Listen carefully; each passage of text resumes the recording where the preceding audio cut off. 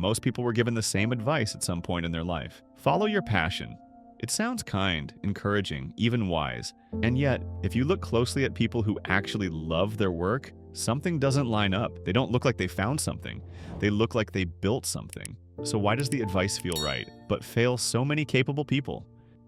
There's a man who followed his passion perfectly. He studied philosophy and religion, traveled the world searching for meaning, then committed fully to becoming a Zen monk. He moved into a monastery in the mountains, woke before sunrise, meditated for hours a day, lived the life he had imagined for years, and one afternoon walking through the forest, he realized something devastating. Nothing had changed. The anxiety was still there, the doubt was still there. The peace he expected never arrived, not because he chose wrong, but because passion was never the solution he was promised. Follow your passion shifts your attention inward. It teaches you to ask, is this right for me? Do I love this enough? Does this feel meaningful yet? And that sounds reasonable until you realize what it creates. Constant evaluation, chronic dissatisfaction, a quiet belief that if work feels hard or boring, you must be on the wrong path. The passion mindset doesn't create clarity, it creates confusion. There's another way people build careers, but it rarely shows up in advice. Instead of asking, what do I want from this job? They ask, what value can I offer? This shift seems subtle, but it changes everything. Because work doesn't reward intention, it rewards usefulness, and usefulness comes from skill. Jobs people love tend to share three traits. They offer control, they create impact, they allow creativity. But here's the uncomfortable part. Those traits are rare. And economics doesn't care about desire. If you want something rare and valuable, you need something rare and valuable to trade.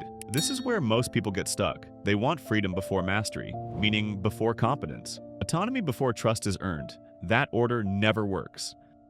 People who love their work didn't start passionate. They started committed. They focused on getting better, often long before it felt rewarding. They stretched their ability, accepted uncomfortable feedback, stayed when leaving would have been easier. Not because they were inspired, but because skill compounds quietly. And one day, something shifts. Opportunities appear, control increases, work begins to feel meaningful, not because they followed passion, but because passion followed mastery. Deliberate improvement is uncomfortable.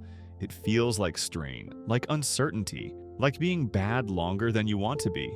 So most people retreat.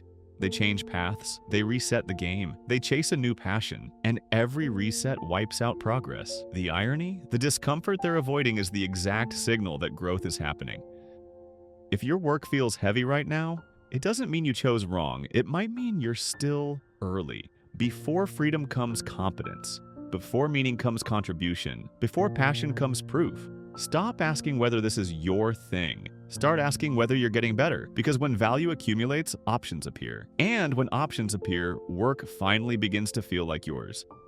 This channel isn't about chasing motivation or finding the perfect path. It's about understanding how work actually works. Psychologically, economically, humanly. Because clarity creates confidence, and confidence outlasts inspiration. If you become useful enough, the world doesn't ask what you're passionate about. It pays attention.